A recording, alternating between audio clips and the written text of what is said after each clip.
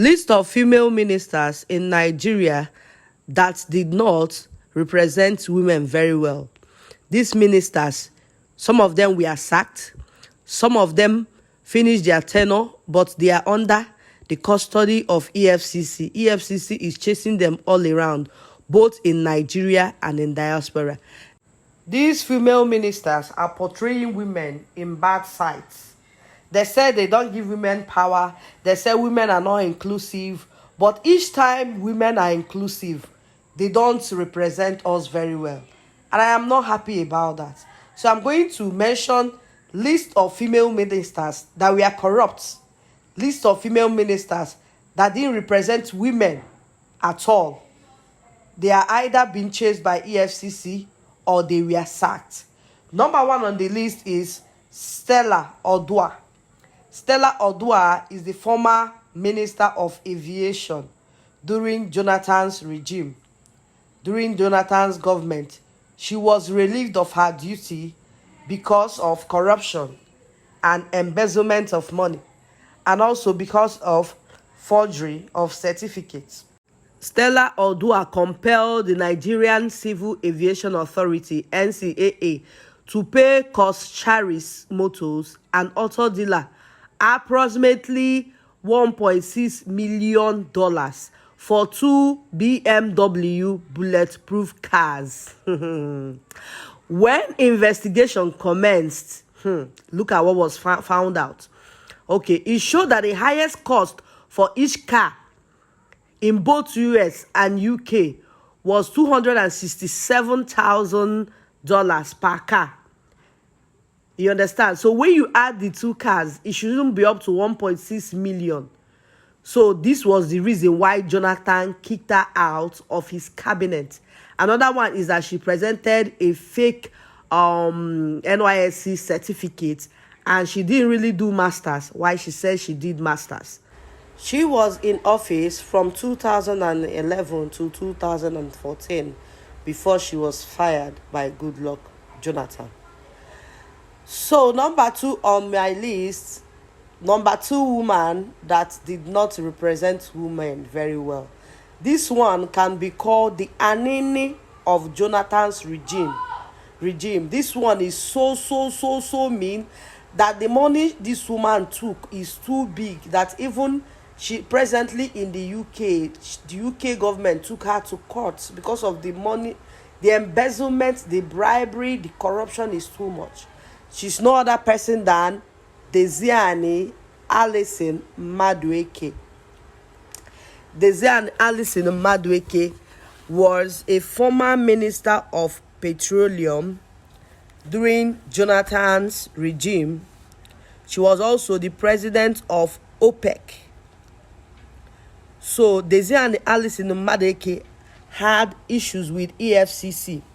EFCC alleged that Desiani stole $2.5 billion from Nigerians' coffer.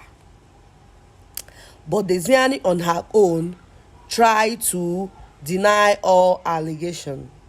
But that's not all. Presently, Desiani Alison Madueke has a bribery charge in the UK that they took her to court few months ago. They even restricted her in doing so many things. They confiscated her properties in the UK. So Desiani is the Anene of Jonathan's regime. She served as a minister from 2010 to 2015. Now let's look at what this woman benefited, the alleged things she benefited from. They said at least £100,000 in cash was retrieved from her.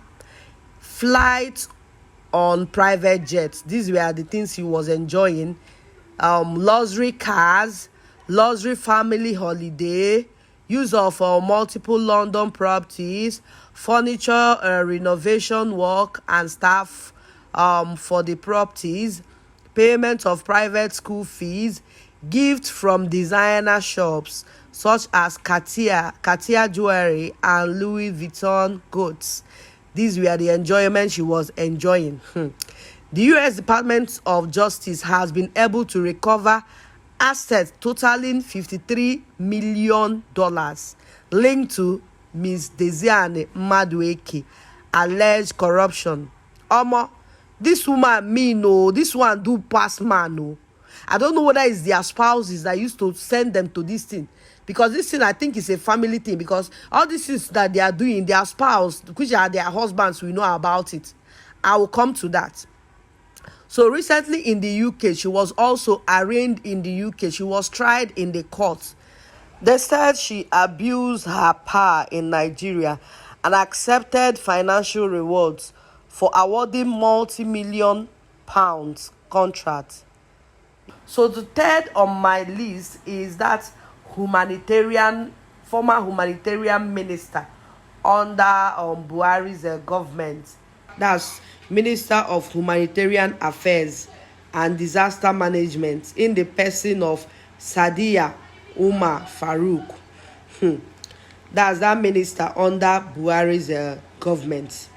So recently, EFCC invited her for questioning over alleged allegations of corruption in handling of 37.1 billion naira social intervention funds during her tenure as a minister.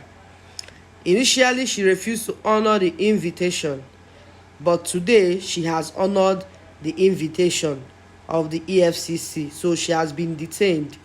So in the interrogation that went on, she denied that she does not know how the money, or doesn't know about the money, because they initially said that she laundered the money through a contractor, one James Okwete, while she said that she hasn't heard about the name before.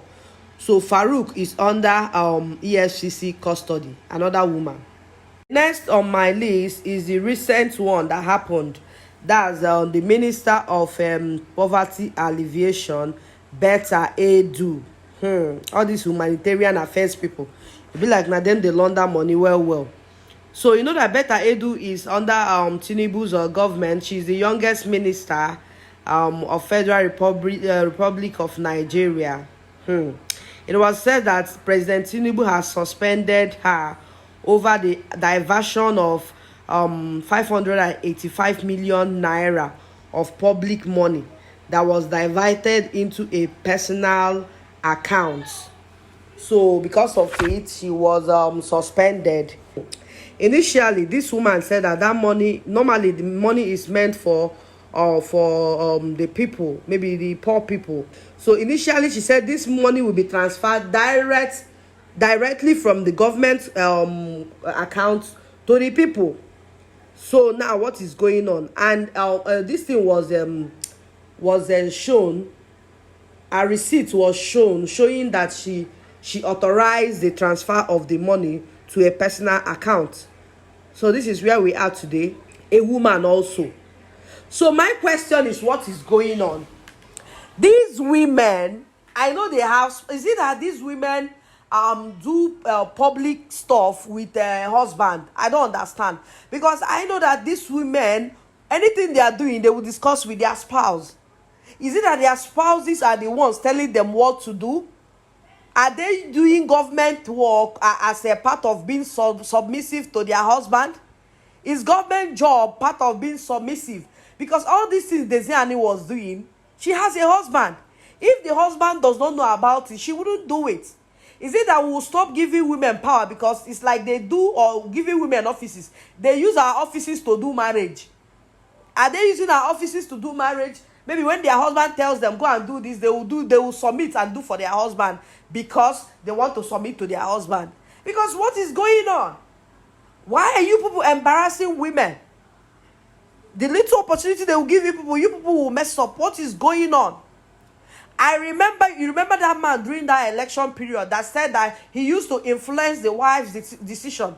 That man, what's his name? I've forgotten his name, in the north. He said that he used to influence, the wife is a judge. The wife is a judge, who remember? The man said that he used to influence the wife's decision. Imagine influencing your wife's decision for his colleagues. You see what I'm saying? A woman, when they go to the house, they use public office to do husband and wife on the bed. At the end of the day, they will come and give us something else. Women, please do better. You people are embarrassing us.